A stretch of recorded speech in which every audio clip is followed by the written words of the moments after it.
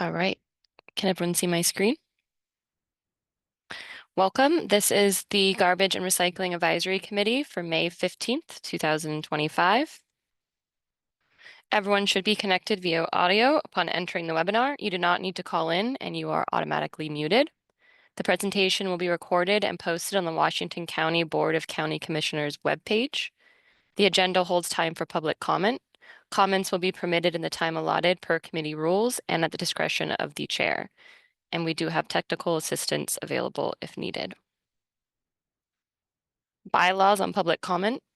Only the committee chair may recognize a public attendee. You may use the raise the hand feature to indicate your desire to participate when the chair acknowledges the time has arrived on the agenda. Those attendees calling in will also be recognized and given the opportunity to speak. There is designated time on each agenda to allow members of the audience an opportunity to speak to the committee. Once a public attendee is recognized by the chair, the response will relate only to the request made by the committee and may be subject to a time limit. New business that arises or is suggested during the public comment period should be placed on the next meeting agenda. And with that, I will conduct roll call.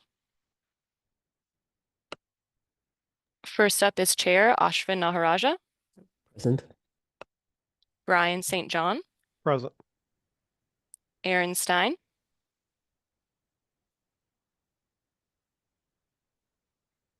Present. Christy Dykink. Present. Leslie Albert. Present, temporarily off camera, eating dinner, will be here soon. Great, thank you. Rich McConaughey. I'm here, thank you. Sandra Smith. I just promoted her.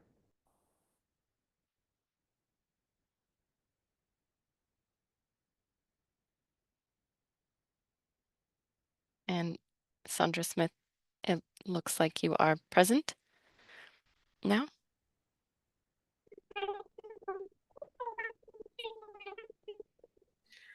Your audio is a bit muddled there.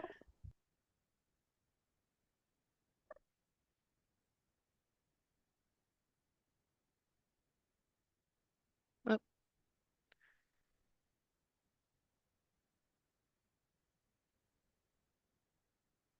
We're still unable to hear you, Sandra.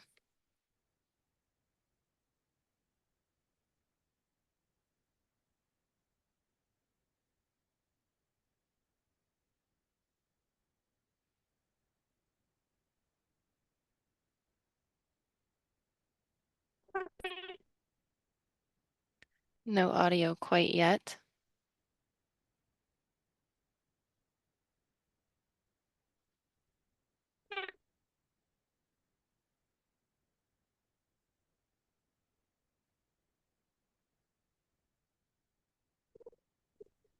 Can you hear us, Sandra? Give us a thumbs up. Okay, maybe we can just give a thumbs up from you, then we'll continue on and then let you work on the audio. Thanks. Great. All right, I'll pass it on to you, Ashwin Chair, or whoever's up first. Yep. No, thanks, Sarah. Appreciate it. Looks like the first item on the agenda is the GRAC Communication Solid Waste Recycling Program updates. Erin? Hi, good evening. Yeah, I have a few updates for the committee this evening.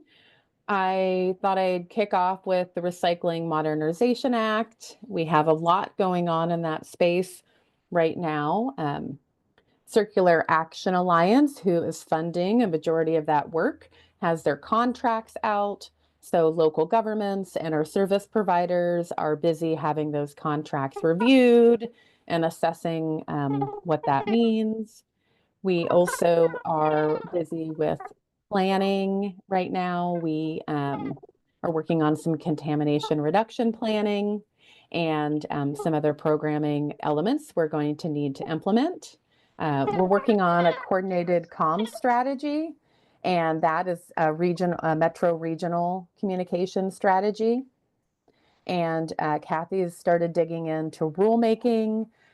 So lots going on to prepare for this July 1st implementation.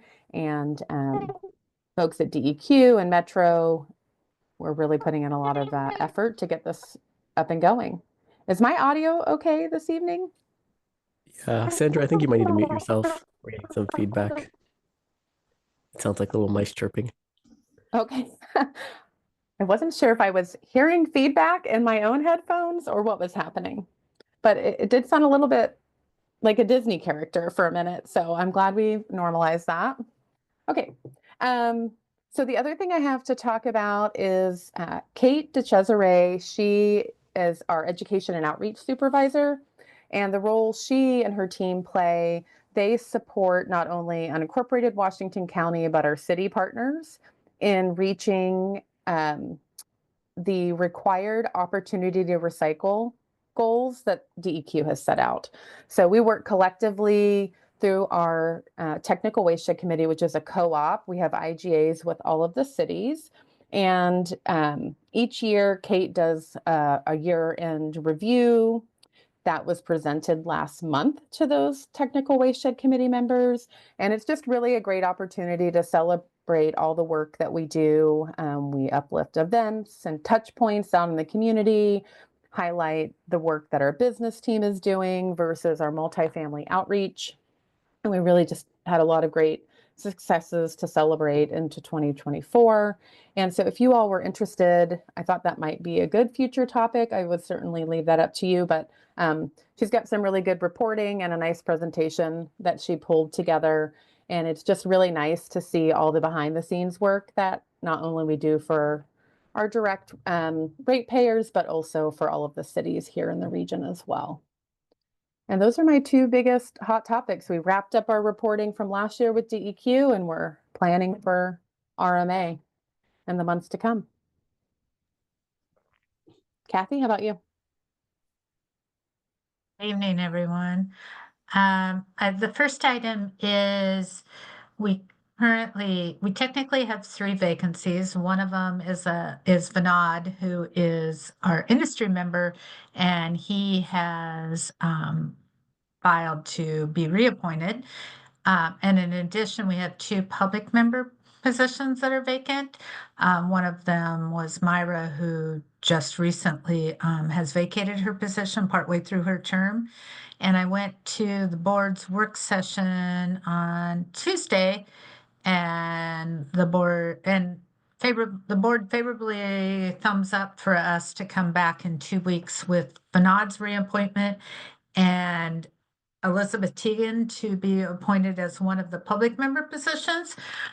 Once that happens, I'll get them onboarded and then they'll be ready to join our committee.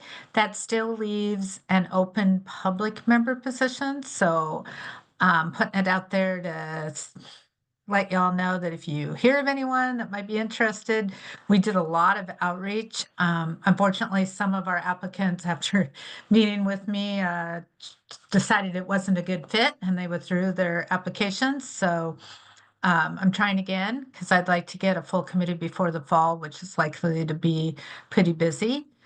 My second item is a huge thumbs up to everyone. It's an action item and I heard back from everybody. So this was the first time in a long time, and it worked out really well because I didn't have to stress about getting a quorum. So thank you all for doing that.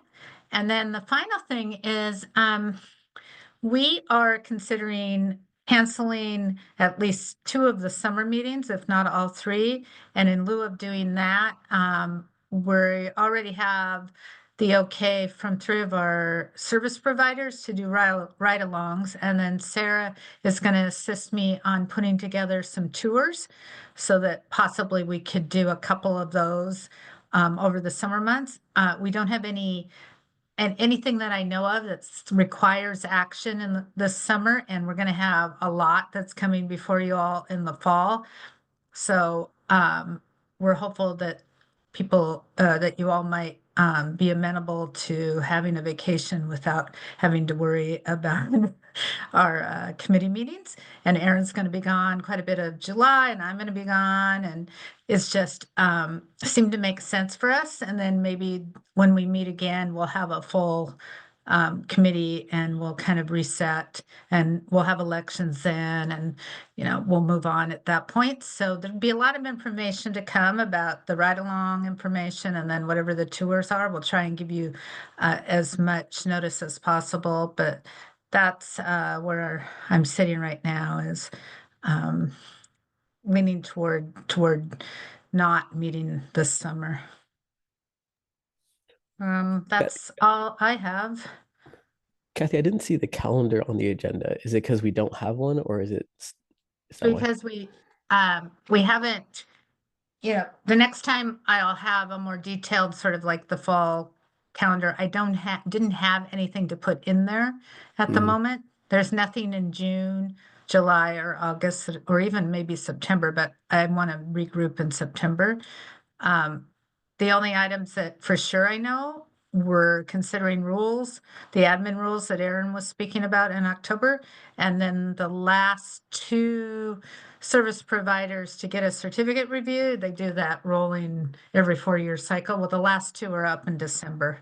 So for sure, there will definitely have to be an October and a December meeting, and most likely in November as well. So Okay, just confirming there's no items upcoming, so we can feel comfortable canceling. But I guess if folks have things that they were interested in, let me know and we can get that going for the fall calendar. So I will talk to Kathy about that before summer break. And since we're not doing elections, that gives people more time if you're interested in running for chair or vice chair to put your interest into Kathy. So don't be shy and let her know. Oh, thank you, Kathy. So that's all for communications and committee news. Aaron, I did want to ask about the RMA thing. Is there like a calendar in terms of what we can expect? I feel like we've talked a lot about it upcoming and we've seen a little bit, but I'm just kind of curious about what that's going to look like long term. Yeah. If that's an answerable question. So I have several timelines going, and it kind of depends on the deliverable. So for us here in Washington County, there aren't any measurable changes happening on day one. What you are putting in your mixed recycling bin on July 1st is consistent. So I think the most important aspects that we'll bring before you all is once we get that communication plan worked out, our regional communication plan worked out, uplifting that type of information, that will have more of the timeline. A lot of the deliverables around RMA, because Circular Action Alliance has its own education campaign, and then we're working to incorporate that information into our processes. Everything is still in flux. And I think DEQ has said it best, that they just really want this to be a dial and not a switch. So we'll have those types of aspects coming to you in the future. We'll be talking to you about how we are developing this contamination reduction programming. That could be over $1 million to $1.5 million for our division to manage that work. So just for scope, our total budget right now is only $3 million. So to add that big body of work, that'll be a lot of changes coming for the solid waste and recycling group. And then there are the rate aspects. So with all of this funding flowing, Circular Action Alliance will be doing things like reimbursing for glass collection en route. And they will be doing things like buying new trucks and carts and upgrading our existing system here in the region. But because we already have established collection services, their focus is on the rural parts of the state that have not, I mean, they're starting from ground zero, right? Many of them have not had any services. So I don't have a defined timeline, but certainly by the fall, things will be firming up and we'll be able to have a lot more in-depth conversations. And we'll just be getting our feet wet at that point. Okay, so are we expecting some impact to our rates for next year because of this? Well, so a couple of things. So their Circular Action Alliance, part of their requirement is they have convenience standards that they have to meet. And so there's two separate lists. You think about what goes in your commingle bin. And then there is this new list that's been developed of pro materials. And glass is one of those pro materials. So local governments are actually no longer required to collect glass curbside. We've opted that we will. And to help CAA meet that convenience standard, they are doing a reimbursement of $77 a ton. So that technically, that funding for all of the haulers or the collection companies that get their agreements in place is effective July 1st of this year. So that $77 a ton is immediately going to be reimbursable. So that absolutely is going to have an impact to collection rates when we review 2025 financials. I think some of those system expansion pieces, new trucks, those bigger ticket items were a little bit further down the road. But in the near term, I see the glass having the most impact. And then ideally, if the system works as intended, we'll see reduction of cost at the material sorting facilities. I think they're now going to be called, I can't remember, there's a specific term that they're being renamed by DEQ. Any of the tonnage flowing through the MRFs will come at a reduced cost, right? So we should see our disposal cost or processing cost for recycling come down as well. But that also is unknown. You know, I did some back of the napkin projections, but we don't really project, and it really will just be how quickly this system gets stood up. Oh, sounds good. No, thanks for that detail.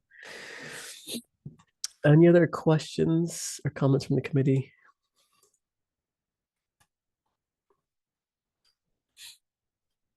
If not, we can go to the next item, which is public communication, which is a 2-minute opportunity for anybody in the public if they would like to speak.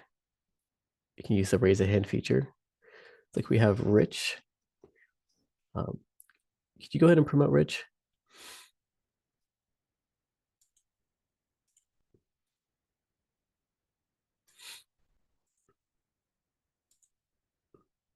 Hi, Rich, can you hear me?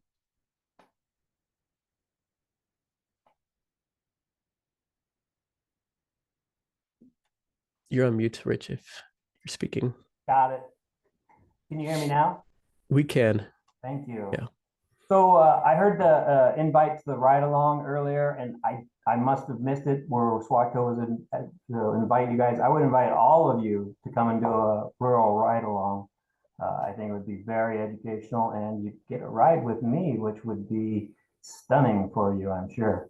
And then the question I had for the chair is, I did want to do a presentation on my supplemental rate request, and I don't see it on the agenda, so I just was curious to make sure that it was going to be on the agenda. Yeah, we can make time as part of the annual rate review item. So if we let Erin go through her presentation, we can then give you time before we vote on a resolution, just so that we get the intro and substance of the rate review first. Sounds excellent. Thank you. Check if there's any other folks who have questions. It doesn't look like it. So we can go into our first action item of the annual rate review.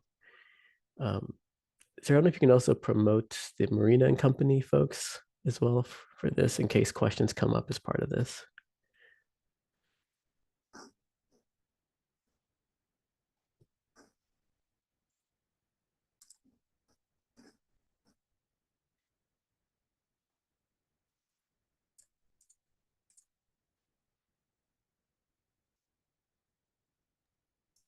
Okay, good evening. And I'm going to get, while we're waiting on everybody to get in the space, I'll go ahead and get my presentation ready.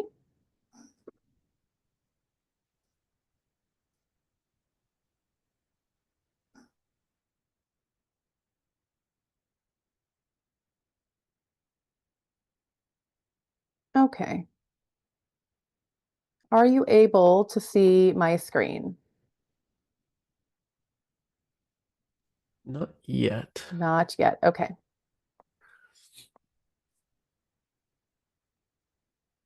Let me back out of what I was doing in Zoom really quickly, and then I will try to reshare here.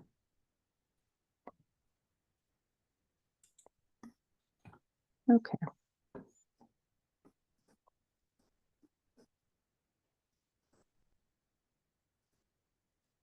How about now? You're good. Yep, we can see it. Great.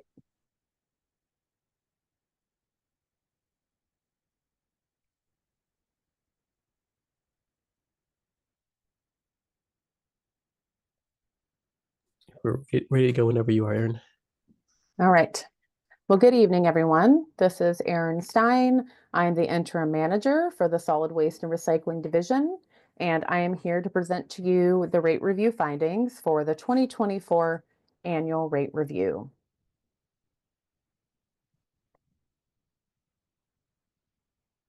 The rate review is conducted. Oh, it's hopping right past. Oh, goodness. Okay. Oh, it's just really jumpy. If I continue to have issues, I'll back out and have Sarah share, but here we go. So our rate review is conducted each spring. The goal of conducting this annual analysis is to ensure that community members are charged reasonable, fair, and just rates for essential garbage and recycling collection services. An in-depth review of financial and programmatic data is supplied by our garbage and recycling collection companies and provides an opportunity for the county to ensure that each company is meeting the requirements of their certificate. The process is facilitated by a contracted CPA firm, Marina and Company, which looks for anomalies in reported information, recommends adjustments to align the reports with supporting documents, and looks at year-over-year differences in industry trends. Staff report the findings to GRAC each May and make recommendations for the rate changes that impact the system. The desired outcome this evening is for the committee to make a recommendation, which will then be moved forward to your board. Staff plan to present the rate review findings in the month of June. We will attend a board work session on June 3rd and then seek final approval on June 17th at the board's regular meeting. After the presentation this evening, Craig Pope and Tanya Moffett with Marina and Company will be available to answer questions related to the findings, general rate review practices, and the like. So let's dive in.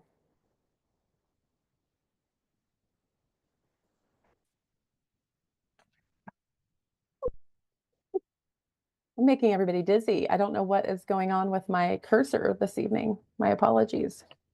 Okay, so let's just review why the county has the authority to set the collection rates. The authority is actually established in county code under Title 8.04 in sections 320, 330, and 340. And these sections have detailed provisions around rate setting. It is Section 330 that gives your board the authority to institute rate changes. And pursuant to Washington County Code 8.04.330, the annual rate review process ensures that any garbage and recycling collection rate adjustments, increases, decreases, or holds are fair, just, and reasonable, and sufficient to provide proper service to our public.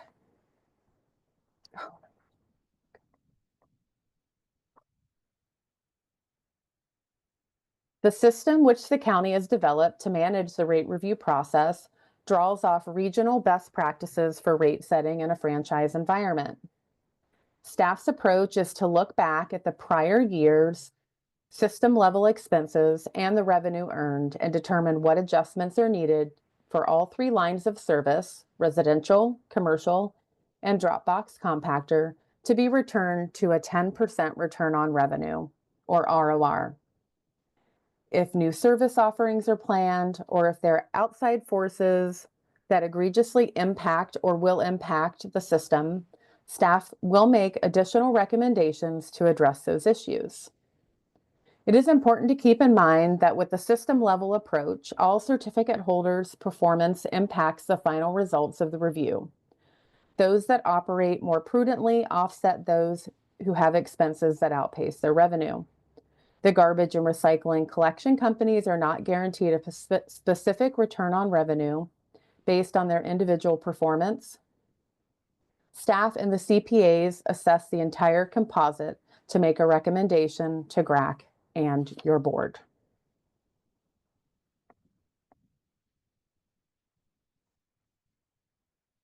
Just going to keep doing this. Something must be up. Okay, so here at Washington County, transparency is really foundational to our goal, we lean into the Metro Regional Waste Plan goal number 14, which is to adopt rates for all services that are reasonable, responsive to user economic needs, regionally consistent, and well understood. In 2022, staff began making improvements to our website. This included defining and documenting the county's rate setting process.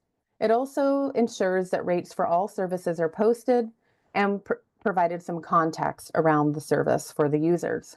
In 2023, we further executed a major website layout change as the county migrated to a new platform, and we made improvements to our rate change letters, which included a QR code for quick access to our new rate content on the web.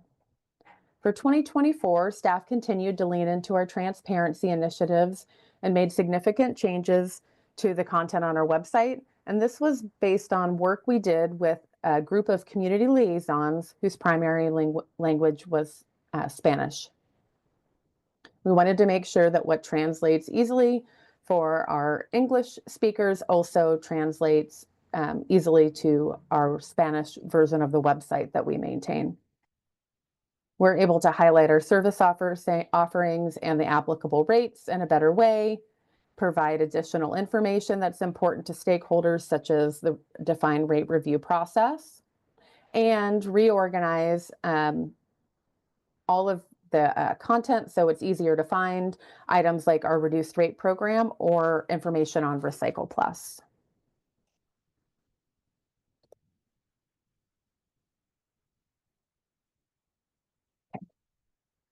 All certificated collection companies are required to participate in our annual rate review process. Those companies that make up the top 75% of the system's revenue are subject to site visits, which are either conducted in person or virtually. And all certificate holders are subject to a deeper dive if anomalies are discovered or if staff need to lean into a specific subject during the review process, or to seek clarification for the CPA's or staff's findings. All haulers receive the same financial and programmatic review, and each hauler's results carry equal weight in the composite outcomes returns. Items that we look at come to the county on a detailed cost report. These are developed and distributed in the month of January, and the county and Marina receives those back on March 15th and begins our review. We look at detailed programmatic and financial information. We want to determine how direct costs and indirect costs to the system are impacting our system here in unincorporated.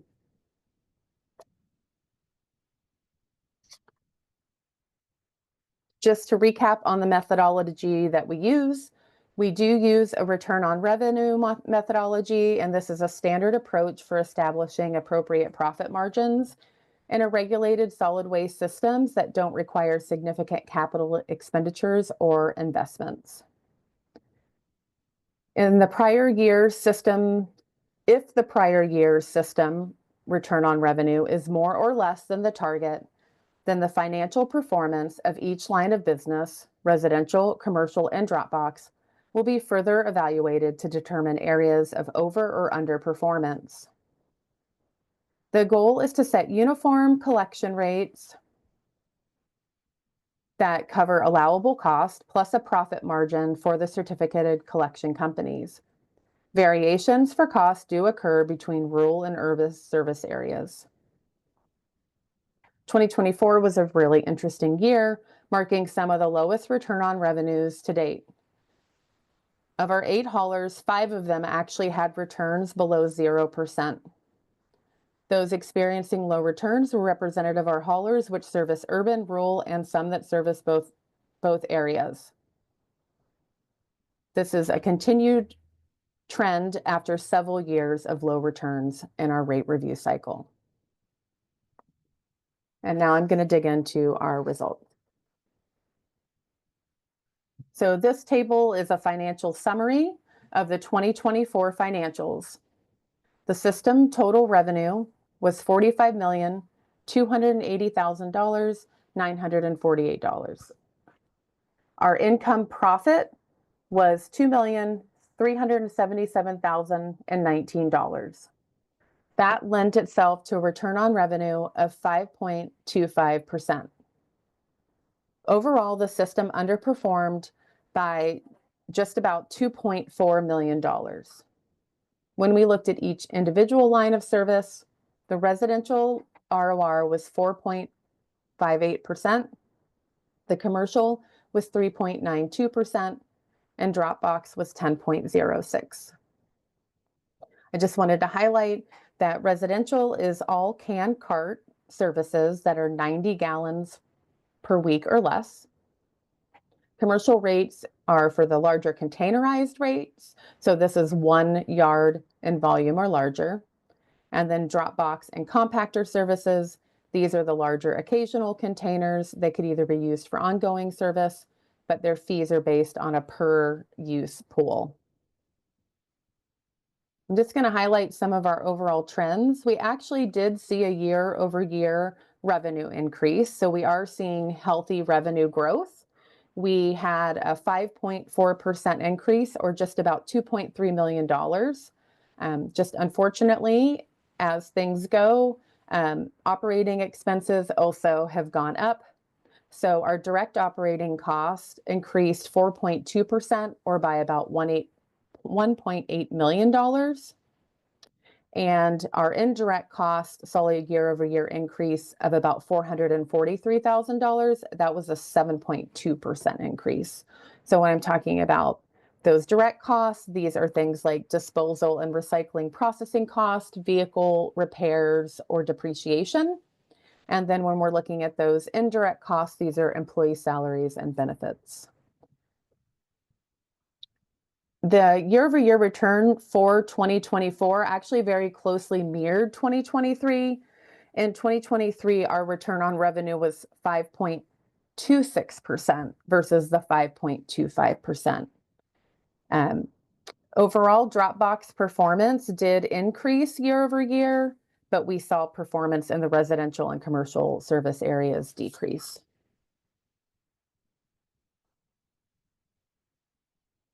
So the largest part of this process is actually determining the dollar or the amount of revenue we need to return the system back to the 10% return on revenue. And since we did underperform by about $2.4 million, we assessed what each sector would require. So when we looked at residential service, we needed just about $1.8 million, or a 6% increase. What that means to the average customer is about $1.72 a month if they have a 32-gallon service. For commercial, about $600,000 shortfall, or a 6.7% increase. If you have a 4-yard container service, that's about $19.90 per month on an increase. Dropbox did slightly overperform by $4,300.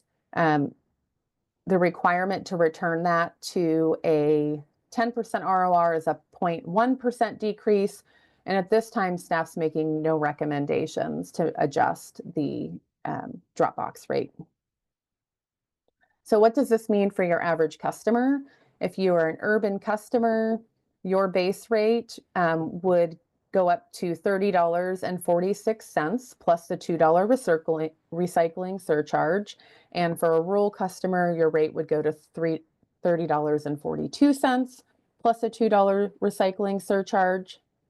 If you are a commercial customer with a 4-yard service container, you would see a new rate of $316.92 plus a $4 or 4% recycling surcharge. So that takes that to a new rate of $329.60. And as I mentioned, I'm not making any recommendations for compactor or Dropbox customers at this time.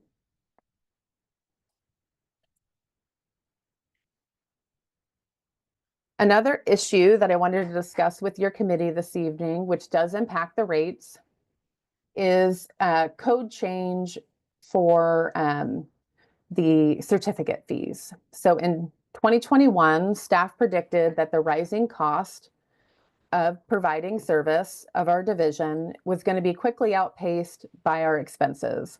And the assumption would be that that would happen in the next 4 years. And we've reached the unfortunate reality that we're at that point. One option for staff to increase operating cost for our budget was to propose an increase in the certificate fees. The garbage and recycling collection companies pay the county a certificate fee quarterly. That amount is written into code and today accounts for 3% of the gross receipt revenue. Staff predicted back in December that if the gross receipt revenue was adjusted to 4% in fiscal year 25-26, which would begin on July 1st, then the division would have the ability to bring in an additional $380,000 in revenue to support offsetting the general fund ask and provide some long-term relief. This decision has already been uplifted to the budget executive leadership team as part of our departments, which is the Department of Health and Human Services budget recommendation. In April, the BELT confirmed that this increase does serve the greater public good and moved this recommendation forward to your board this month. Staff began taking the necessary steps to enact this required code change. Any code change is actually managed by the county's county council, and staff have requested this take place in the month of June. By having this increase take effect, make the recommendation in June, but have the increase take effect on August 1st.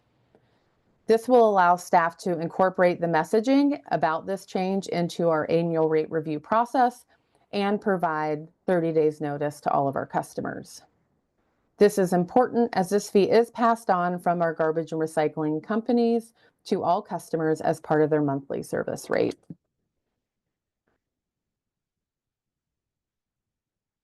So what does that mean? Just more generally, some context around these certificate fees. The certificate fees are collected region-wide by most local governments.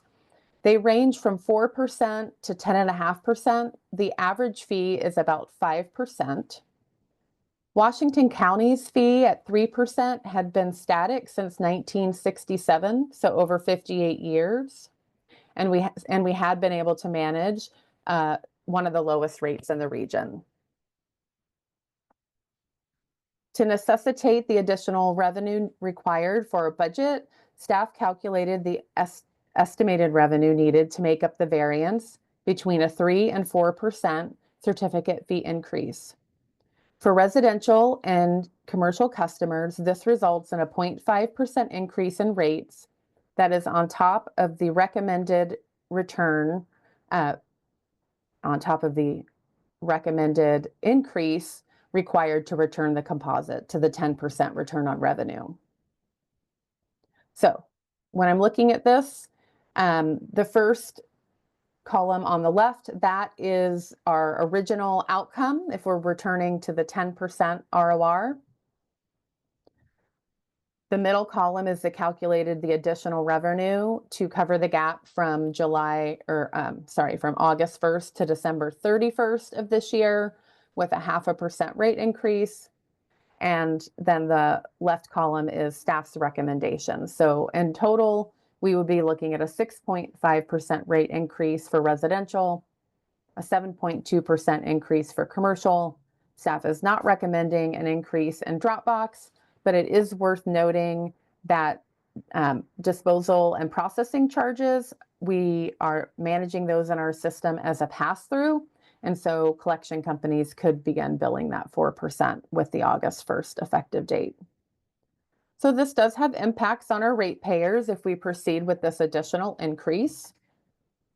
What it means is that an urban customer with 32-gallon can cart service would actually be looking at paying $30.61 plus the $2 surcharge, so about a 15-cent per month increase.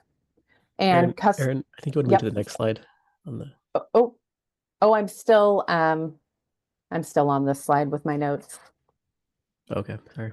Yeah, sorry. I don't have this in a table, this part. And then just for commercial customers, they would see their rate go to $318 and 41 cents plus the 4% surcharge. So $331.15 if they're an urban customer. Now I'm going to move on.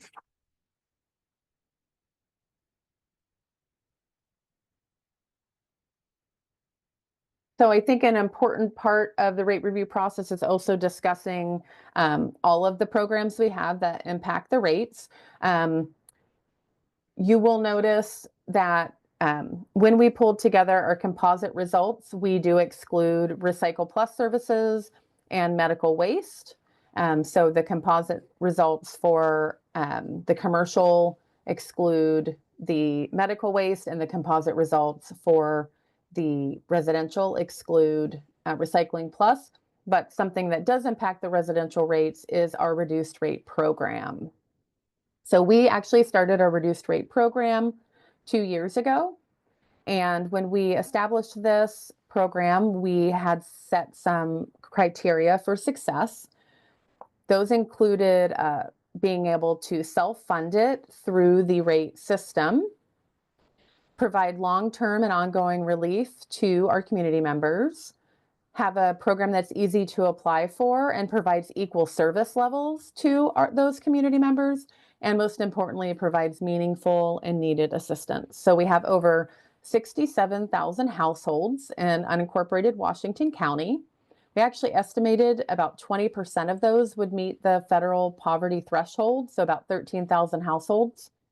And we modeled that over a 4-year period, we would see about 2,000 participants at the peak of our program. And so far, our projections have been right on schedule. We have actually had 1,438 households receive assistance. For the purposes of the financial modeling, we do a point in time count at the time that the rate review is conducted.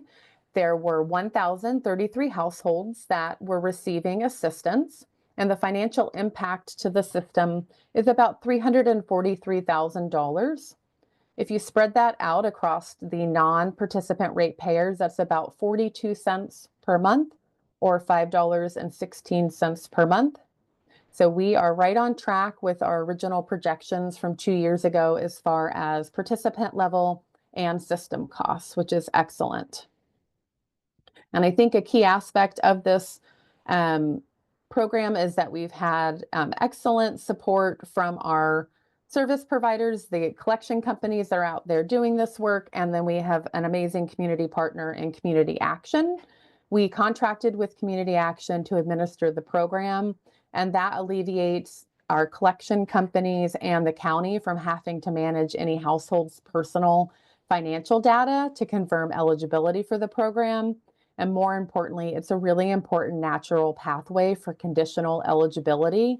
If community members are coming in to see if they're qualified for rent and utility assistance, they can easily be added onto our program. And in 2024, 75% of our approvals were through this direct partnership with Community Action.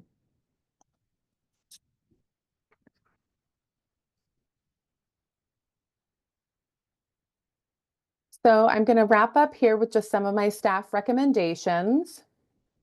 Overall, staff with this rate review cycle are recommending an increase to residential and commercial customers, a residential increase of 6.25%.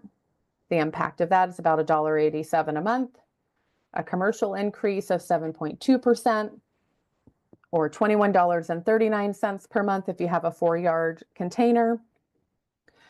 This consideration does include the adjustment for the additional certificate fee or gross receipt revenue, and we're recommending that all rates would go into effect on August 1st.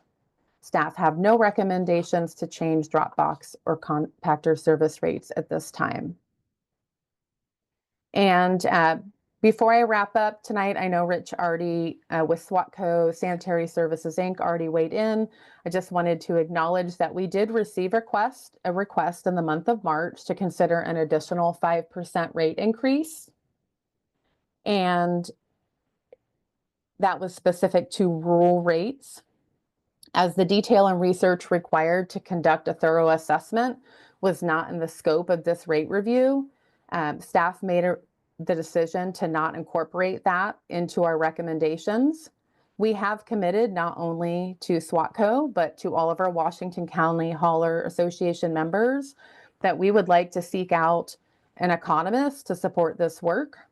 It has been since 2009 since the county has had an active economist as part of our rate review process. And I think since we have RMA, which will be adding funding into our waste stream, and as we are seeing cost continue to rise at pretty dramatic rates, that it would make sense to ground that. We have not budgeted that for the 25-26 fiscal year. Our staff's actually in a position where we've had to make budget cuts for this upcoming fiscal year, but we are committing to getting the nod from leadership and support from above to move forward with that into our next year's budget, which would be 26-27. And then I know subsequently that you have received a similar request here, and I just wanted to ground you that with what staff's opinion is on this matter. And from there, I will wrap up this evening.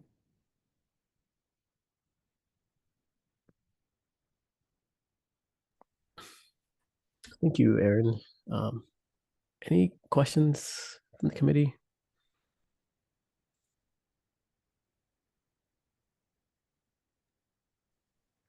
Brian, go ahead. Thank you, Ashwin. I don't have any questions, but I didn't know if we're going to have like an open discussion period as well. Yeah, if you had any questions about the presentation or clarification, then we can have some discussion as well. Okay, because I have some thoughts, but I don't want to share them out of turn. Yeah, maybe we can just, if there's any questions or clarifications first, we'll start with that. Sandra? Attempt your audio. Unfortunately, we are not able to hear you. If you want to... Maybe email Kathy? Yeah. Call in on the cell phone, maybe? Yeah, if you want to... We'll keep an eye out for you in the attendee pool and promote you. But we cannot hear you. We'll need you to mute yourself again. Thank you. I did have a question about, I don't know if this is a question for the consultants on like the yard debris disposal as well as the landfill disposal. Like, was there an increase? You mentioned an increase in I can't remember if it's directs or indirects, but was there an increase in the disposal cost? And then also, did we see an increase in cost because of the type of waste for yard debris that contributed to this? So I can let Tanya and Craig dig into more specifics, but just in general, processing costs, be it for the recyclables, yard debris, and for wet waste, all of those costs went up. So was this due to like the DEQ, or I'm not saying like there's, I think they like require a certain like disposal fee or something, and that's gone up, and like you get that information like kind of like right around this time as well, where they're Metro increase in disposal fee. Did that go up as well? So we have a really interesting system because we have private and public partnership, right? So we have Metro, who is our public partner. They're actually just now doing their budgeting and fee setting right now. And so they are kind of the, I don't know the technical term for this, but like the cost leader in the marketplace. So if their fees go up, typically you'll see the private entities go up as well. So we have some transparency into the public side. We have no transparency into the actual operating cost for those that are part of the private transfer stations. So that is can be someone processing compost. That could be someone processing yard debris. We only have transparency into a small subsect of the total system, but costs overall are going up across the board. Okay. Tanya or Craig, did you guys have any input on specifically the yard debris? I was just very curious of that. Yeah, I just looked at some of the data, and yard debris, the average cost per customer definitely increased due to the increases in disposal cost. Do we know how much that was? 'Cause I think we like had estimated at like $1 something per month, a little bit less than that. I'm just curious what It that actually landed at. doesn't look like the couple that I'm looking at right now, which is not the total sum of everybody. It looks like about 50 cents per month. Okay. Thank you. And if there's no other questions, we can open Oh, I it. got a question. I thought Okay. of questions. Sorry. Aaron, first one, it popped in my head. The 4 years ago, you saw something coming and then it's now come to fruition. Could you expand on that first? Yeah, so I mentioned a little bit about our operating budget. We have a $3 million operating budget for solid waste and recycling activities. And our budget is funded through 3 sources currently. So we have our Metro grant. That Metro grant is for the work that we do with the technical waste shed committees. So all the education and outreach, that's like pass through from the state. So we have all this required programming that we have to conduct, and then we do that through the co-op. That's about $850,000 of our budget.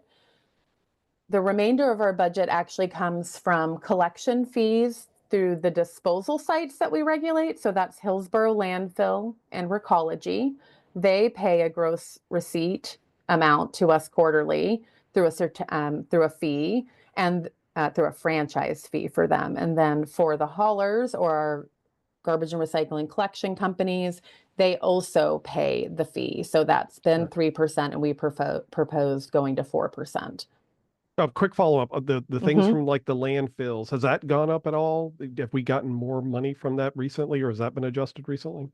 Yeah, so as they see increased tonnage, then we do see that revenue grow year over year.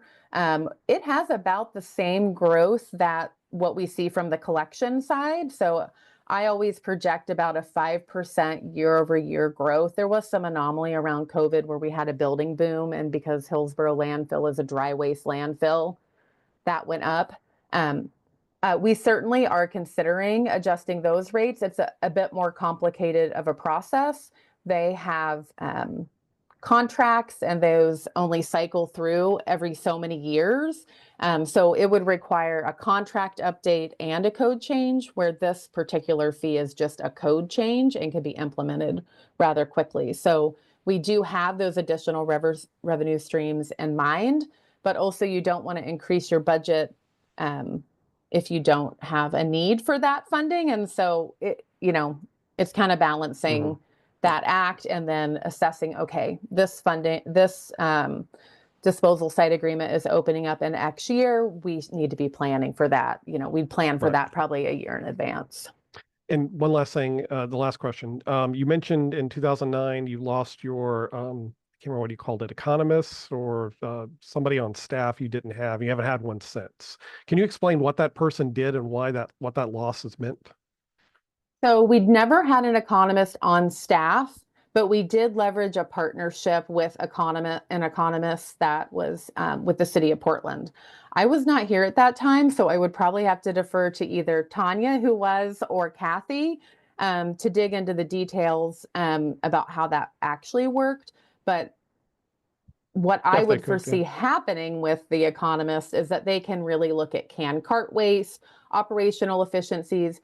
Each hauler's operations are slightly different, so you're not comparing apples to apples. So I think there's just some assessments that need to happen. But yeah, I'll definitely defer to Kathy and Tanya to talk about the type of support that was provided in the past. And we kind of have a vision for what this could look like in the future too.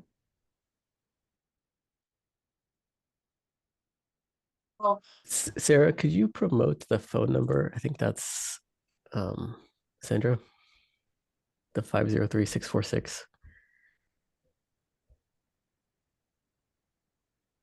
would you like me to weigh in now, or I can wait to see on the phone number? Maybe we can wait on that, Kathy. I'm thinking we can No worries. get Sandra's question, and then I wanted to Let me know. Rich give his feedback as well, and then I think we can have that discussion holistically. It is actually not allowing me to promote a phone number as a panelist, but it is allowing me to allow her to talk, so we can see if that works. There we go. Does it work now? Yes. Yay. Now I got to go through my questions here.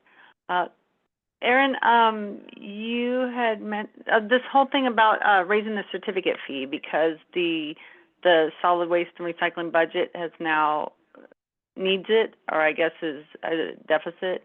Do you know a breakdown of exactly what expenses have gone up significantly to cause this? Yeah, I mean, for our operating budget, we're just like the system that we're reviewing. So we have our kind of our shared cost, our what we call our cap cost here at the county. So that is our legal fee, our admin support, our facilities, the space that we're utilizing. All of those fees increase year over year. And then we have the bulk of our budget is people related.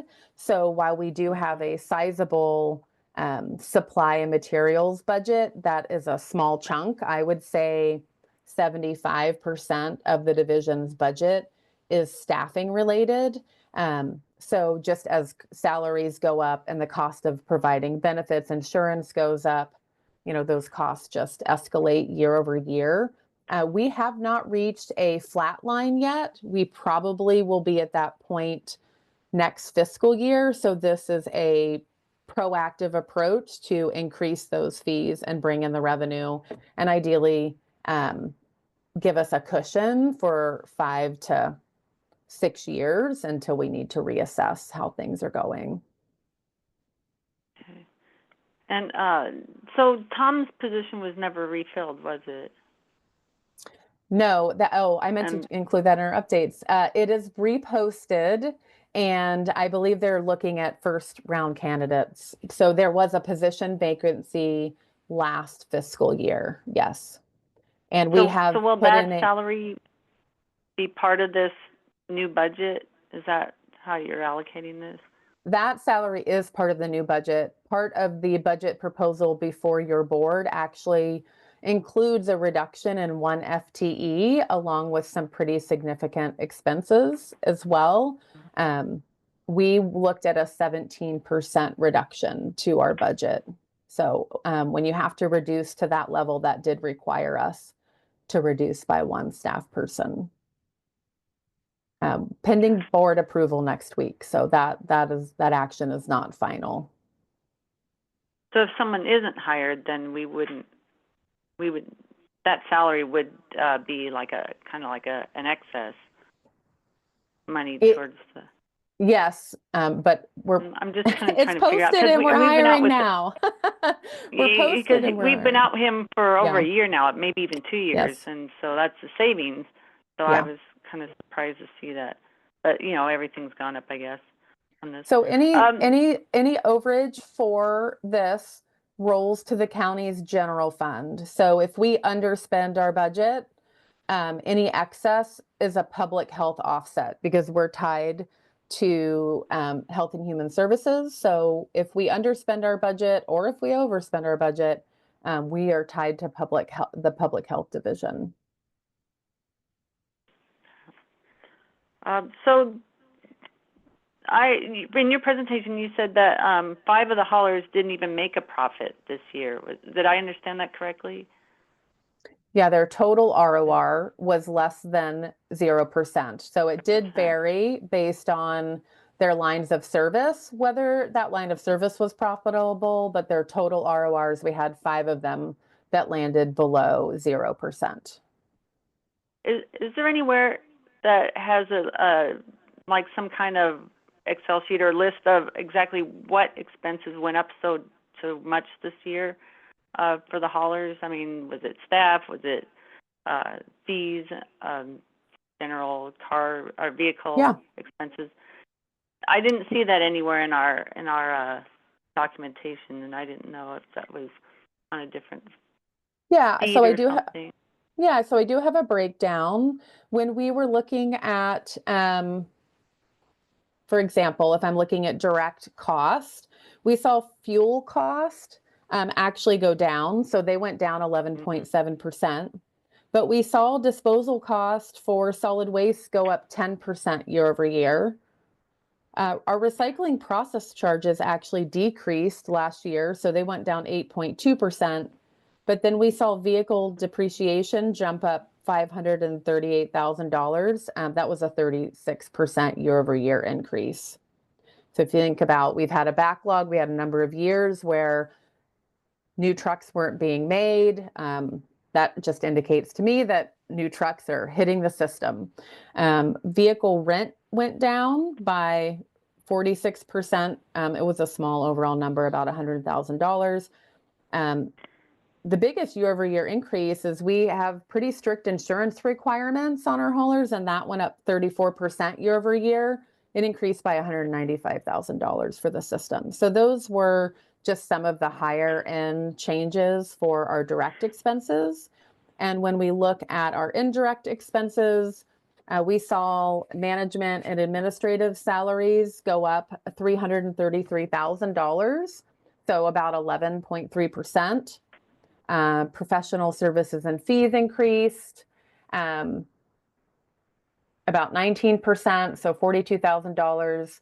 And then things like office repairs, maintenance, miscellaneous expenses, that's about $50,000 that went up, about a 18% increase. So just if you just think about all the things in your household going up incrementally, our system is influenced by all of those same things that are impacting your grocery bill, your other utility bills.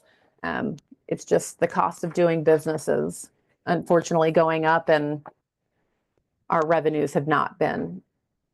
They've been consistently growing, but our expenses have been outpacing that revenue growth. Okay. Yeah, I just wanted to see get a good breakdown of what's happening.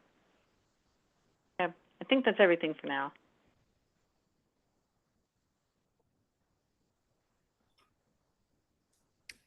Thank you, Sandra, for all the questions.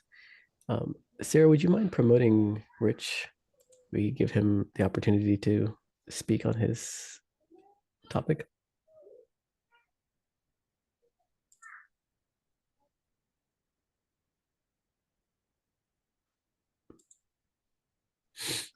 All right, can you hear me? Yes, Rich, we can hear you. All right, I was so nervous for Sandra being able to talk to everybody, so a lot of tension there. Good evening, Chair and Garbage and Recycling Advisory Committee members. My name is Rich Weitzel, and I am the president and co-owner of SWATCO Sanitary Service. My family has been hauling garbage in recycling in the Portland area since 1913, and I have been a co-owner of SWATCO since 2006. SWATCO is the smallest hauler in Washington County, serving just 4% of the nearly 70,000 residential customers in unincorporated Washington County. While SWATCO's customer base is small, our geographic footprint in Washington County is quite large. In fact, by far the largest of all the haulers, serving approximately 40% of the county's physical area. This small family business has been successfully servicing this area for nearly 50 years, starting in 1978. The reason I am here is to request a supplemental rate increase for rural customers in Washington County. This request was submitted to the county nearly 2 months ago on March 21st, 2025. This is an unusual request, but it is a request allowed by County Code Section 804-320 that states, the board shall approve rates filed by all applicants who meet the requirements of this chapter unless it finds that such rates are demonstrably unreasonable and are substantially higher. Among other items, the board shall consider the number, type, location of customers served. In Section 804-330 of the code, it again reiterated that in determination of a proposed rate change, the board shall give due consideration to the concentration of customers in the area served. The board may consider the rates charged by other persons performing the same or similar service in the same or other areas. Now more than ever, concentration of customers is the determining factor in rates needed to service rural areas. Over the past 20 years, urban and rural service have been continuously upgraded with first cart and semi-automated trucks with cart tippers, and more recently with fully automated trucks. This has provided great gains in productivity in urban environments. These urban productivity gains do not, however, correspond one-to-one with rural productivity gains. Rural collection is dominated not by the time a cart is tipped, but by the time it takes to drive from one stop to the next. To give you an idea of the headwinds production in rural Washington County faces, SWACO services approximately 9.3 customers per square mile, or about 68 acres per customer. When the cost of union labor and equipment both go up in a service, the one service area can achieve more productivity than the other due to the nature of the job. Economists call this Baumol's cost disease. As an aside, what Aaron was talking about with the county going from 3 to 4%, classic Baumol's cost disease. The county government does not produce anything. So as production rates increase with everybody else that's actually producing things, the county's costs keep going up because their labor keeps going up. So even the fact that we've increased thousands and thousands of residential and commercial customers in the county at 3% still isn't keeping up with the cost of government. That's Baumol's cost disease. The cost of equipment and union labor in rural areas is nearly the same as urban areas, but production can never match urban areas due to the time required between stops. In my email dated 4/15/25, I clearly showed the data that the county keeps in its WashCo program Excel file, the rapid increase in productivity of urban haulers with much smaller increases in productivity for rural haulers. One urban only hauler went from 38 carts per hour in 2008 to 78 carts per hour in 2023, while SWACO's rural only productivity in that same time period went from 34 carts per hour to 38 carts per hour. Again, time between stops dominates our production. That is the problem with costs, but there is also a basic problem with how the county determines rates. Even with at least 2 admonishments in the code that the concentration of location of customers should be used to determine rates, the county does not consider this in their rate process. They simply take the 5 largest haulers who have roughly 93% urban customer base and 7% rural customers, calculate the amount of money needed to bring them to the 10% target, and then divide that amount through the entire customer base. If rural productivity is underperforming for these haulers, this method simply leads to the urban customer subsidizing the cost of the rural customer. This works out fine for the large corporate haulers who are heavily urban customer weighted, but for a small rural hauler like SWACO with no urban customers at all, the rate increases never bring the rates up to the 10% target. Another tool the county is supposed to use is comparing county rates with other jurisdictions with the same or similar service. Currently, Washington County's rural 32-35 gallon service is $30.70, including the surcharge. Clackamas County rural rate is $36.25, and their distant rural rate is $41.80. They also have a mountain rate, which is even higher. Both are over 18% higher than Washington County. Columbia County ranges from $32.92 up to $36.13. $32.92 rate is 7% higher, and the $36.13 rate is again 18% higher than Washington County rural rates. To review, SWACO submitted per code a request for a supplemental rate increase on March 21st, 2025. This request included over 40 pages of backup data. It's right here, 40 pages. None of this has been refuted by the county. The county is required by code to consider the concentration of customers in the area served. Their current bureaucratic process violates code because it does not consider customer concentration. Rural rates will need to rise faster than urban rates due to the known fact that rural production rates cannot increase as fast as urban production rates. Rural rates have not been adjusted for this issue in at least 20 years. The county's rate process does not recognize rural rates as distinct from urban rates, and their rate setting process simply uses urban rates to subsidize rural rates when a rural cost of service increases faster than urban service. SWACO has no urban customer base, so SWACO sees none of this subsidized income. Similar rural rates in surrounding counties are 7 to 18% higher than Washington County. Finally, county code states, the board shall approve rates unless it finds that such rates are demonstratively unreasonable. SWACO has shown repeatedly that this rate request is reasonable, and the county has not demonstrated that it is unreasonable. The county has a duty to SWACO to follow the code and approve this reasonable rate request. Therefore, SWACO again requests a 5% rural supplemental rate adjustment to help bring rural rates in line with costs. SWACO requests that this supplemental rate be added to the normal yearly rate adjustment implemented on August 1st, 2025.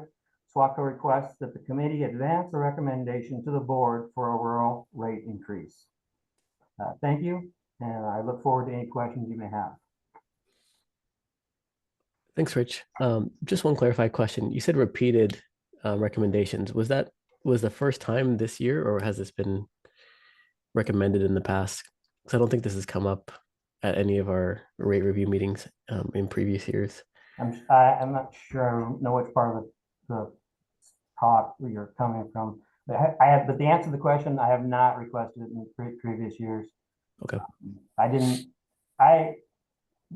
have access to all the data when I was a member of the Washington County Haulers Association that I see now. So it's enlightened me substantially on how the system works. Mm-hmm. Can I just make a correction there, though? We provide the same data to all of our certificate holders. So what we have provided data-wise to the certificate holders also has been provided to SWACO. I just think that's an important point of clarification. If that is the case, Aaron, I never received the WashCo program Excel file prior to you taking over. Any other questions from the committee on this? Sandra?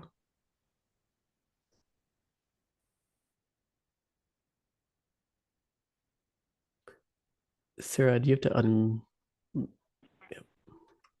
Sorry, I had to wait for it to unmute myself. Rich, I've been a member of, I agree with Ashvin. I've been a member of this committee for, what, 6-7 years, and this is the first I've ever heard of a disparity between a rural hauler and an urban hauler. I'd also like to have maybe Beth explain this seems to be a problem that should have been a problem for many, many years. And the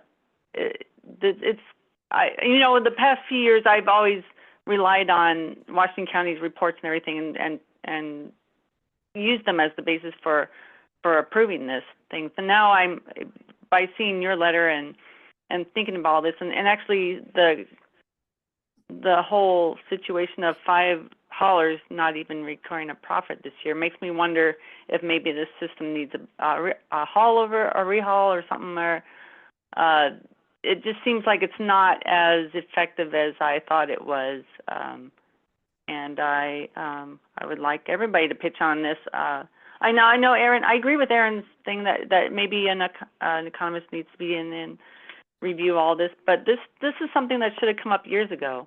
And you've been in this Haulers Association for many years, so I'm kind of wondering why this is stuck. I mean, it seems like it just came out of the blue type of thing, and it's a little too late for this year. I don't know if it's too late for next year, but something really maybe should be looked at here. I can respond to some of that. So Rich, I don't think we need to have you answer that question. I think it's probably more of a comment.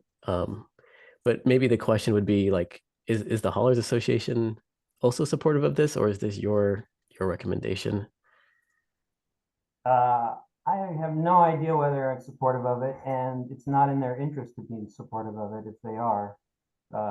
If SWACO's rural rates went up, the way the system works, the urban rates would have to.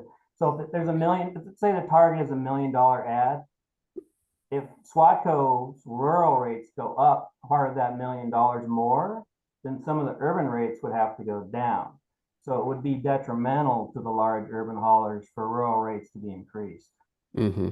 Yeah, I guess my point is, right, it's kind of controversial in that sense, right? And I think that's why, without advanced discussion of it, it's difficult for us to feel comfortable putting that type of recommendation without a proper process in terms of data collection, analysis, right, and understanding all the impacts.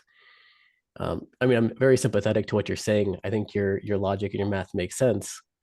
I don't disagree with it. I'm just struggling with the ability to put this in, even if you brought it up in March, right? That's still pretty quick, right? In terms of our ability to respond to that with, justly and accurately without changing the rates, to these folks. Well, I'm a garbage man. I turned in my DCR on the 15th and saw the results, which were not good. 6 days later, I had submitted a 40-page report. I think the county should be able to, and historically, it takes longer to write a book than to read it. So I think the county had ample time to review my 6-day report and come up with reasons that it wasn't correct. Yeah, having done adjustments before as part of this committee, I'd say that even for us to like weigh in ourselves, right, prior to that, it would have taken quite a while,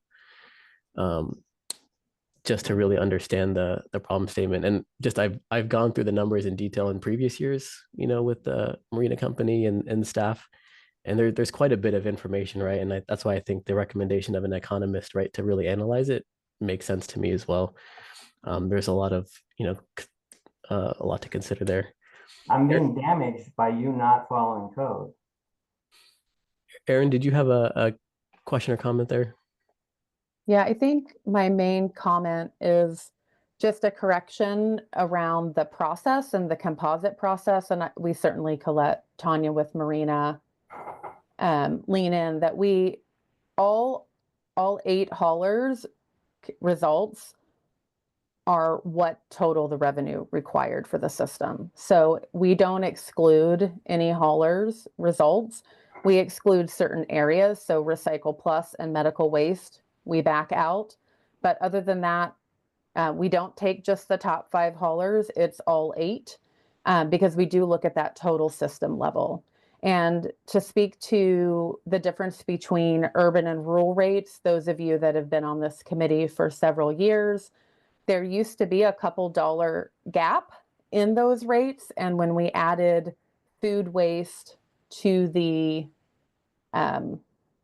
yard debris carts, we did a supplemental rate increase that year for urban only.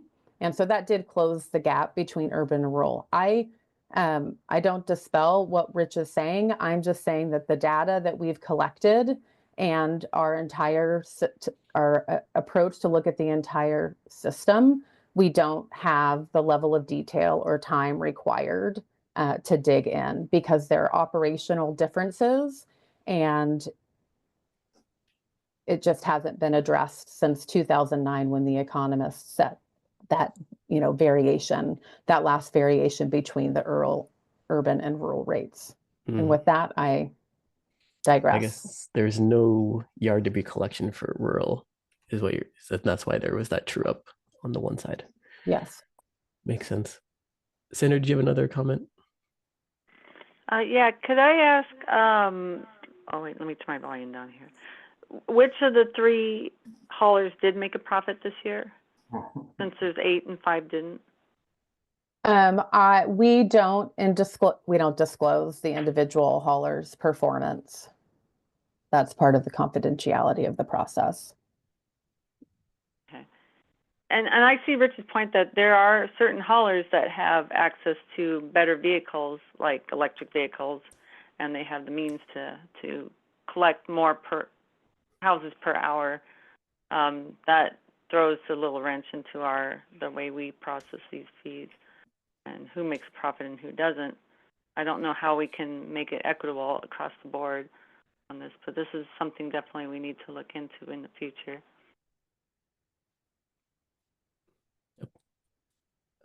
Christy? You're on mute, Christy.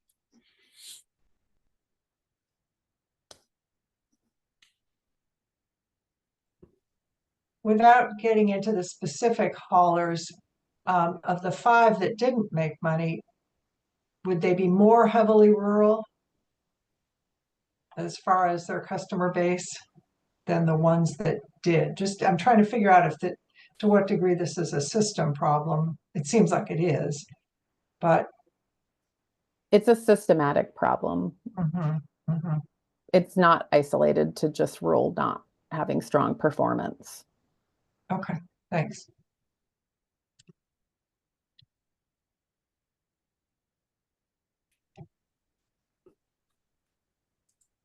Ashwin, I did see Beth's hand. I think she wanted to speak to the effect of, the Haulers Oh. Association point of view versus SWATCO, which is no longer a member of the Washington County Haulers Association.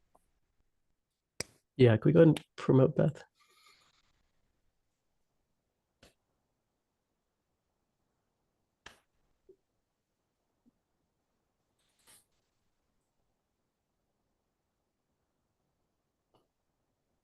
Hi, Beth. Can you hear us? Good evening. I'm Beth Vargas Duncan with the Washington County Haulers Association, and I will clarify, Rich did elect to separate from the Washington County Haulers Association, but he does remain Oregon Refuse and Recycling Association member. So we still work together just in a different capacity, but tonight, obviously, I'm speaking for the Washington County Haulers Association. So I will say up front, the Washington County Haulers Association has no position on Rich's letter or this topic specifically. We've had discussions about it and don't have, I guess, prepared comments. I can say that through our discussions,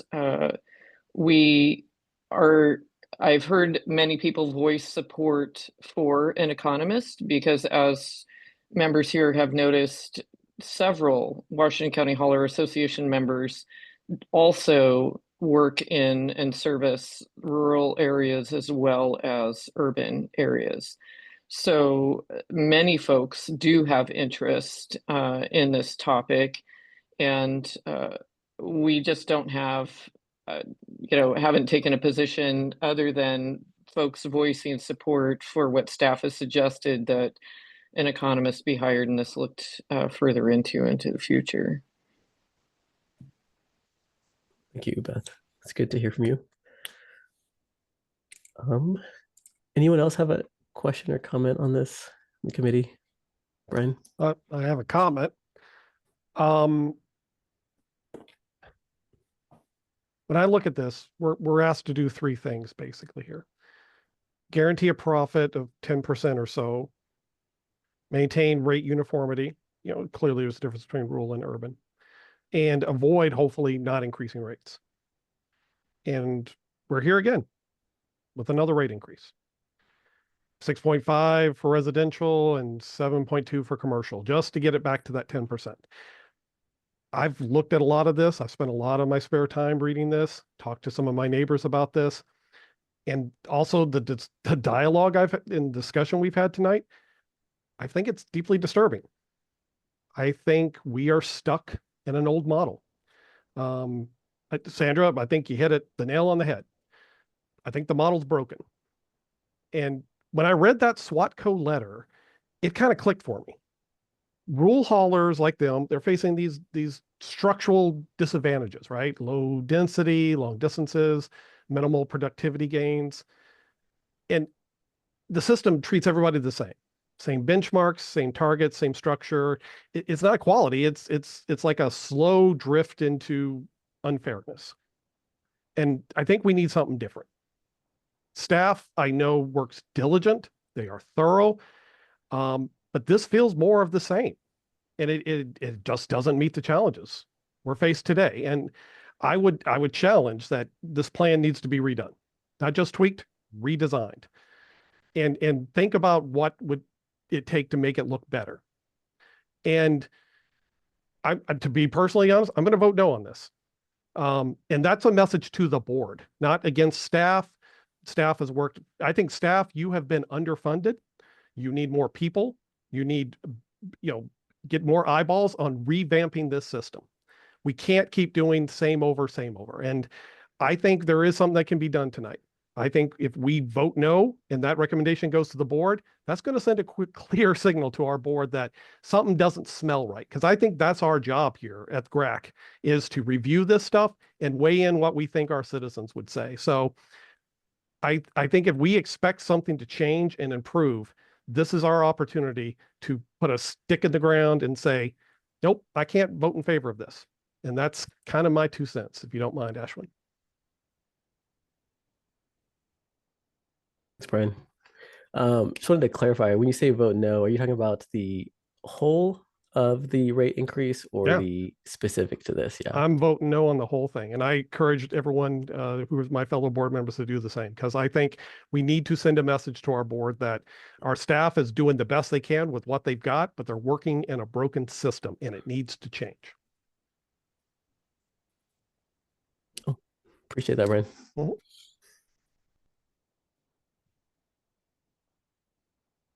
Beth, you another comment? Thank you for indulging me again, but I just want to clarify, I can appreciate the spirit of, trying to incentivize some change in the model. I think everyone is interested in talking about how to improve the model. But if this group goes forward with a no recommendation to the Washington County Board, it will hurt the haulers, including SWATCO, the most, because then we do not get a rate increase, which means if we have 5 haulers that are negative on their rate of return, and I say rate of return because it's not profit, taxes are paid out of that, and that is where their capital investments come from. So especially the smaller family-owned haulers will be hurt the most because they likely have the least depth financially and resources to be able to go forward. So a whole year of without a rate increase could be damaging to the franchisees or certificate holders in Washington County. Thanks, Beth. Appreciate the input.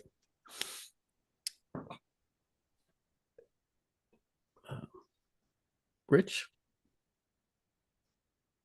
Thank you. I'm feeling like I understand that we're basing like the current year, the year going forward, after we do the increase in August, we've looked back at the disposal fees that applied in 2004. So there's like a lag already in kind of when costs go up, and fuel's going to go up, probably may go down, but we know some things are going to go up already. So I think if we delay, we'd have a problem with when Metro increases its rates or other disposal facilities, processors increase their rates.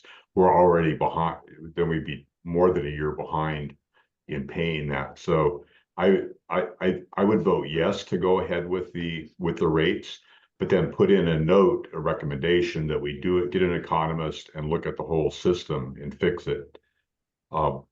And we also have the staff needing the 3% to 4% increase on the certificate fee. So I think that also is a reason why I would say go ahead and vote yes on that, but then put in a recommendation that they maybe expedite an approach to look at this. It does make sense to me that it looks like they're doing in the rural area, it sounds like maybe 300 or so drive-bys per day.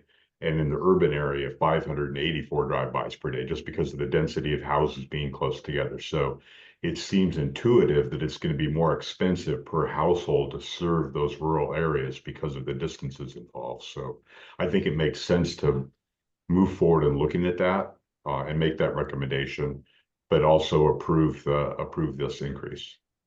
Thanks. Thank you, Rich. Okay. Aaron, do you have another clarification? Yeah, I think just clarifying that we have a franchise system and it's not a perfect system. We don't have a one-on-one contract. So when we look at how our rate setting process operates, we model what others in the region do as well. So when we take an aggregate. Now, we happen to have 8 service providers. Other local jurisdictions maybe only have 2 to 5, but they do warrant the same approach. And so I would agree, improvements need to be made. Staff commit to, looking at that. If you go back over the 20-year history, as I have, of trying to learn and wrap my head around the county's rate setting process, we've had a number of approaches. We've taken the top 5%. Well, then that disproportionately impacted those that weren't returning, and servicing the higher majority of the rate. They used to do individual rate setting. Well, when we talk about the cost to do a rate review in that depth and adjust every single service provider, that doesn't really get to the heart of treating everybody in the community so that they have like services for like rates. So I would acknowledge that 15, 16 years since that base rate for rural versus urban has been set is too long. So staff's committed to looking at that. When it comes to the actual process we use, certainly open to looking at that as well. We have studied regional best practices, and we have a system that works well and has been mutually agreed upon, but things need modified. We haven't looked at that in 5 years. So just as technologies change, processes need to change as well. And I'm certainly always a key advocate for change management. So I just want this committee to know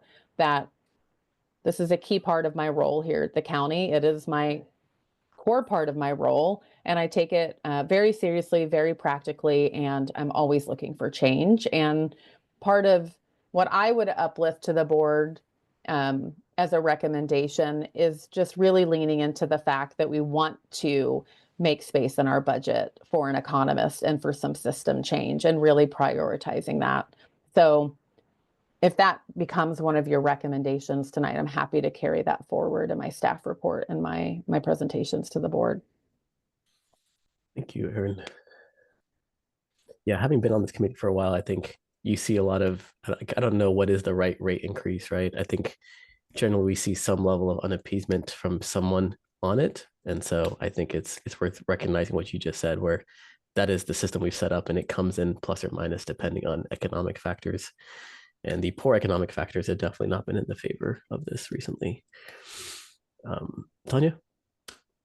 Thank you. I just wanted to reiterate that we've went through the process, and I think that it would be a detriment for this committee to not look seriously at what the staff has recommended.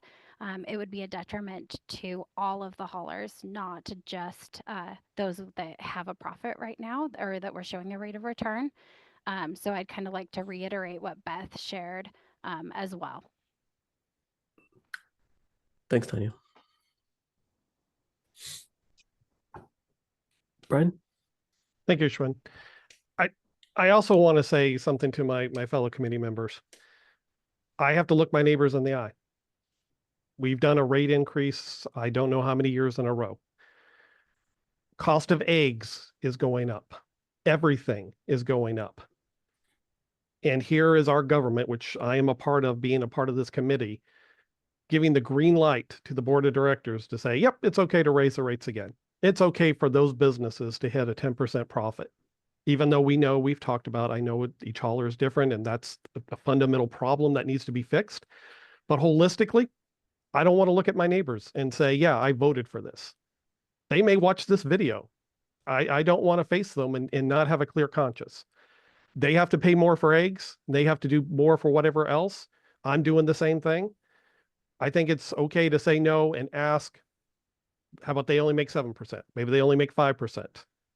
Tighten the belts. These are the economic conditions we're in. But we don't have this option. It's either vote for this or don't vote for it. So I'm choosing to use my vote, Ashwin, to say nope, and I want to send a message. And I just wanted to make that clear. Mm-hmm. No, I think that is a valid opinion. Christy? So I just want to clarify, when we talk about the 10% rate of return, Beth mentioned what else has to come out of that. So that I didn't really quite grasp that before. What were some of the things that come out of that?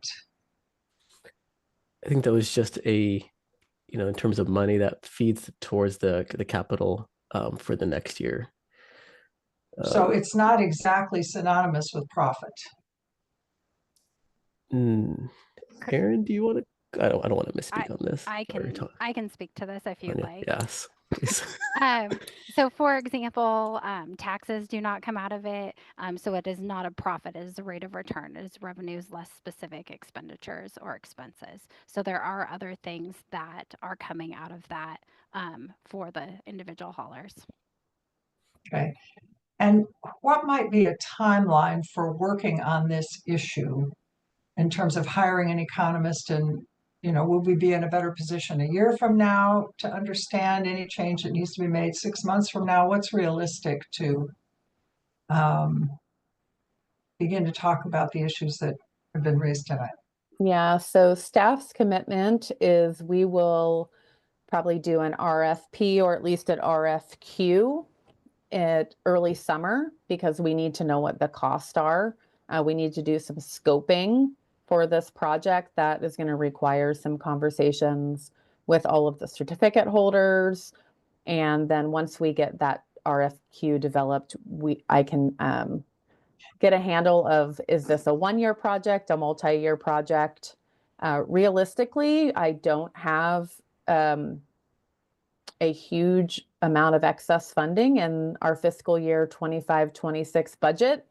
I would see if I get this scoped in 2025, we could build that into our 2026 budget. So not necessarily immediate relief for next rate cycle.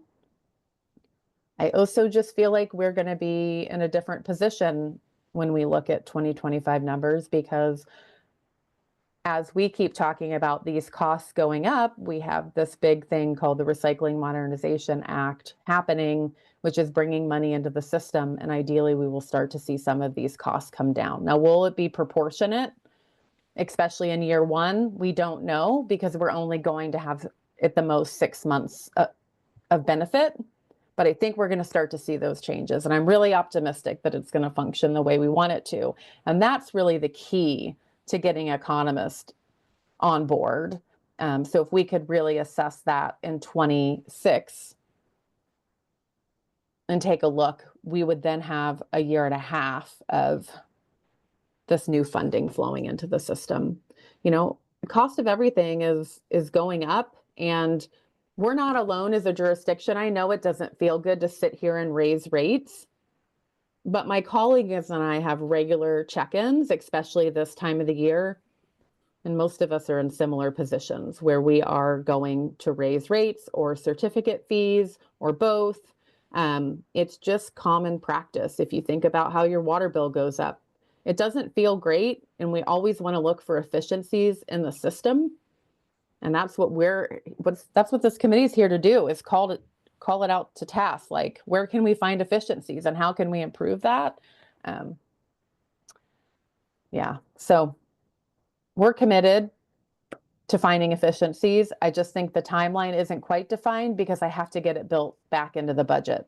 And that's where that gross receipt revenue supporting our budget really leans in and helps that, because then I get a cushion and then I can go to the board and get their appetite for this and say, we really want you to support this. And we'd like to see some additional funds in a future budget. And I think this is not the work that would go into this is outside of our regular rate review cycle. Like, this is going to be I imagine this is pretty in-depth work. It could require some CAN-CART studies. It could require some travel studies. I'm envisioning it as quite an in-depth assessment. It doesn't mean we can't take a micro step, maybe midterm, but I need to better understand the cost of going with an economist in this state. Yeah. Aaron, do you think a economist is a stipulation requirement? Because I know we've talked about this before for other things in terms of, you know, these rates are based off of studies done a long time ago, those kind of things. Are there, like, you talk about micro schedule, right? It does seem like maybe there's some things that we could update in terms of metrics or something using the current system. So do you think the economist is a solid requirement? I know it's a good recommendation, right? It's the right thing to do, but I think it's good for level setting when we're talking about fueling cost or disproportionate impacts to the system. I think that can be really helpful. When it comes to level of detail, I mean, our detailed cost reports, we didn't make any adjustments to them last year. There just wasn't really a need. We can add whatever level of detail we would like. So if we want to really dig into this urban rural issue, we can work with Marina and even our other local government partners that maybe have these service areas under their purview and say, hey, let's dig in and let's make some changes. It's about collecting the right data so we are able to better assess. Like we said, it's not apples to apples with these routes. It's, there's a lot of variation. And while, SWATCO did provide a great level of detail, we have to look at that same level of detail across everyone touching that line of service. And being able to do that middle of rate review is just not practical. That type of in-depth look needs to be planned for in advance and then can be addressed. Yeah, I'm just curious because I think, like a recommendation to look at this further also makes sense to me, even without an economist, because, right, like you're talking about the data gathering and those kinds of things, or even just understanding the problem better. Because to me, that's even, for me, it's like, what is the right way to even approach it if we agree that there is an issue with the rural versus urban, right? Do we actually want to charge rural customers more, or do we want to somehow offset it in a more clever way so that we're still thinking about equity and stuff like that within the system, like we've done with like the reduced rate program? So that way it's like being more well distributed. So even if you agree with the problem statement, I think the solution isn't as clear as just upcharging the rural residents for also being in a rural place, right? To Brian's point about rate increases, right? I think any way we look at this, right, it's going to be a rate increase because it's just a matter of how that's being distributed across the community to achieve that rate increase. And if we don't vote for the rate increase, we're basically saying, hey, you don't get any more money, right? And I think that's been mentioned that will just cause other issues with the system, and then further degrades the problem for folks who have the smaller groups or the smaller routes, the more more rural routes. They're going to suffer more from that type of action. So while I agree, right, it doesn't feel good to increase the rates, I don't see how not increasing it helps anybody in this situation, besides the customers who are going to save $20 a year, but then may experience degraded service, other issues. So that's kind of my perspective on it. Anyone else have any other thoughts or comments? I think we've heard from almost everybody already. Leslie, just want to see if you had anything to say on this. Yeah, I'm just taking it all in. I mean, it's a tough one. I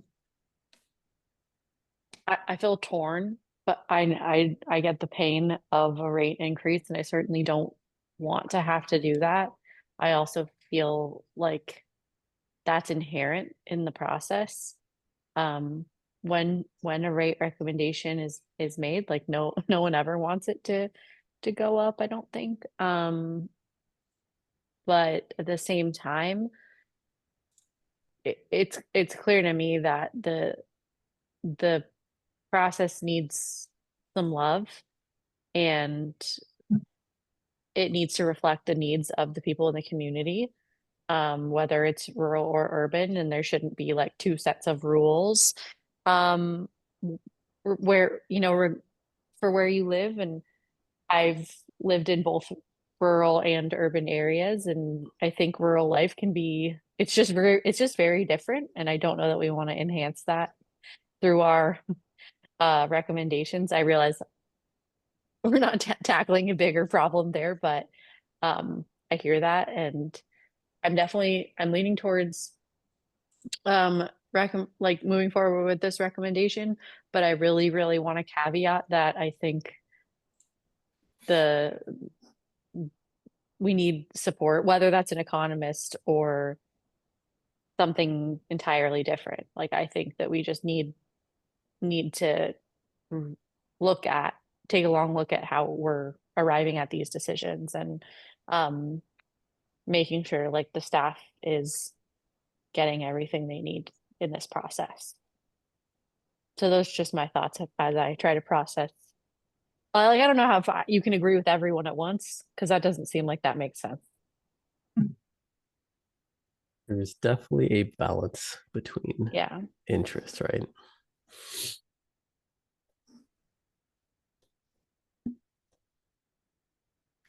Any other discussion? It's getting kind of late. But I just Brian, want to say one last thing. This is just our recommendation to the board. We don't ultimately approve or not approve. That's the board's job. Our job is to recommend. And if we don't draw a line somewhere at some point and say this and no further, something has to change. Oh, well, wait, well, this will change. This one, 2026, 2027. I see this as an opportunity to make a very clear message to the board. The board may ultimately vote to approve it, and that's their bit, right? I always saw our job here to be the voice of our community, and not just what's best for the haulers, just what's best for the citizens, but try to say what's best for the community. And no doesn't kill it. No sends a message, and that's why I'm voting no. Thanks, Brian. In terms of the recommendation, I think we could, at least modify it to say, if we agree with the recommendation, or at least move forward to vote on the recommendation, right? And we can choose to vote on that as we choose to adopt the rates. Then there's also the caveat, right, that we need an additional support in terms of looking at the rural versus urban split specifically, and the rate breakdown. I don't know if we need to be more specific than that. Like, when we talk about overhauling the whole system, I also struggle with that, because that's too broad of a problem statement, right? And if we're talking about just the reduction of rates, that's what RMA is supposed to be addressing more than anything. So I'd be, if we try and put it into succinct terms in terms of, taking on staff's recommendation to approve the rates, with the caveat that we're also recommending a further discussion on the rural versus urban breakdown of the rates, and the recommendation of an economist to support that. Would anyone like to modify or add anything to that?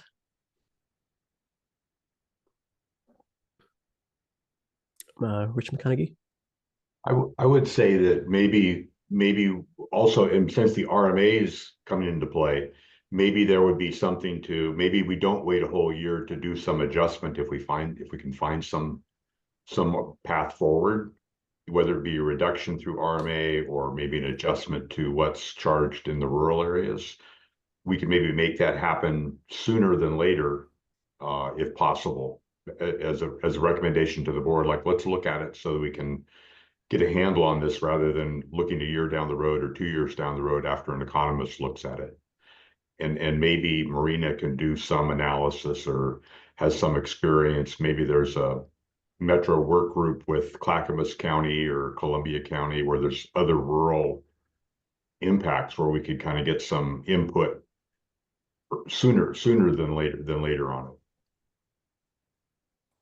Yeah, Rich, I agree with you there. I think that's why I wanted to be a little bit more specific about the rural versus urban disparity, rather than just an overhaul of the entire system, right? Because that's a much longer, more involved process that I think we can adopt as things progress with RMA, but not necessarily can be a real recommendation to just say change everything. That's why I was asking if there's any other specifics that people would like to call out besides that rural versus urban. I think that captures what you were saying, Rich. And more of a short-term like discussion, and right, as mentioned, we have time or in the future meetings in the fall, right, where we can request a more specific discussion around this, because I don't think we can solve it quickly.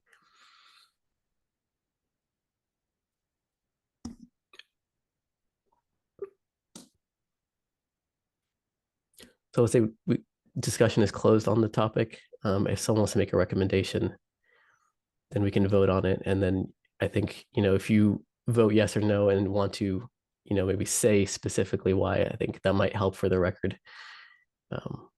But I'm sure staff will summarize that as part of their communication to the board as well. I will need someone to recommend it. I don't think I can. And I need a second as well.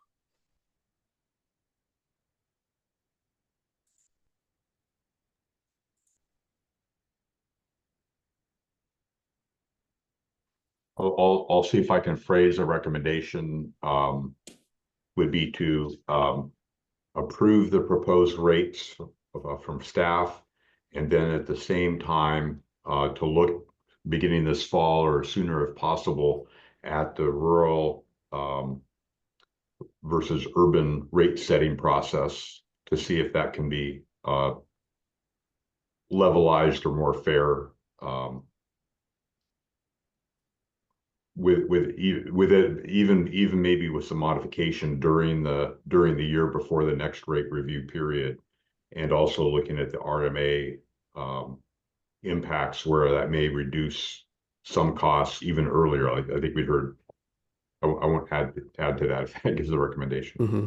Yeah, and I think the other one was the support for the budget of an economist to support the efforts as well. Yes, yeah.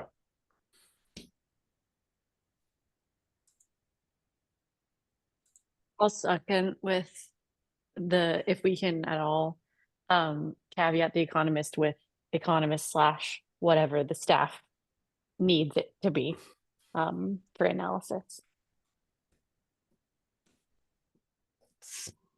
Oh, we have a second.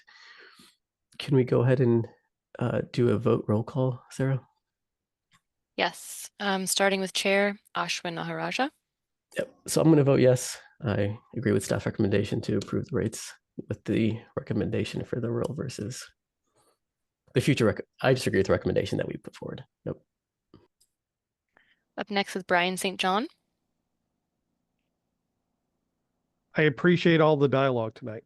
I think discussion is always the most important thing, especially something like this. But I also think change is needed. Change is hard. Change is disruption. And I'm going to vote no for that type of change and that message to be sent. All right, up next is Christy Dykink. I'm going to vote yes. I hate to see rates go up at all, but I know that the fact that rates are going up for families affects haulers as well. I mean, they're paying insurance and fuel and all kinds of things that are causing everybody's costs to go up. I also take some heart from the chart at the end that shows that our rates are still lower than I think everyone but Forest Grove. So I will vote yes. Oh, and with faith that the process of dealing with the issues about rural versus urban will be addressed.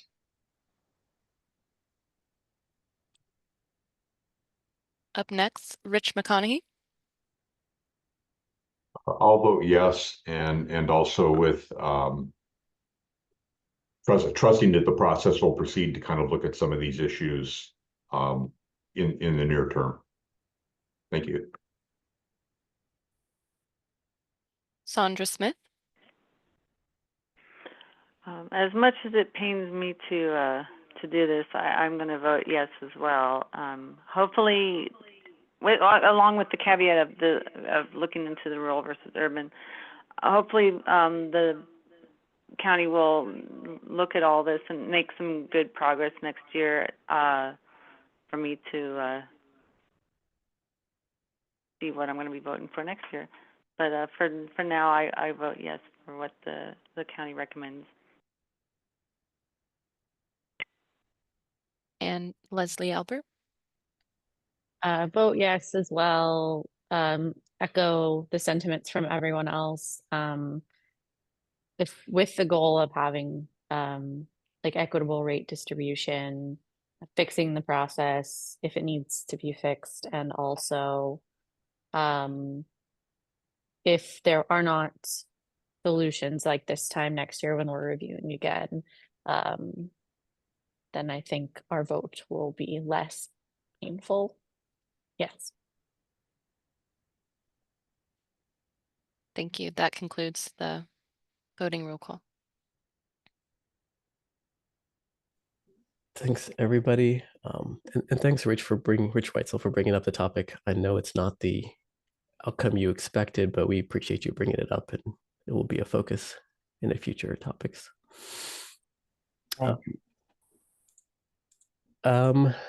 We can move on to the last item, which is public comment again.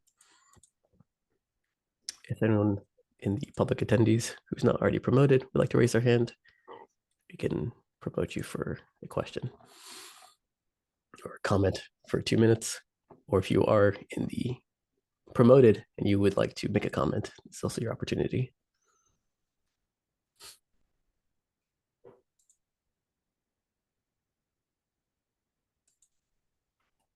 Does not look like it. So we'll just say thank you to everybody for all the discussion today. I think it was really good. Really appreciate everybody's thoughtfulness into it. And also thanks to staff and Marina for all the work they did to get us to this point. Have a good evening, everybody. Thank you, everyone. Thank you. Thank you. Bye-bye. Bye. Bye, guys.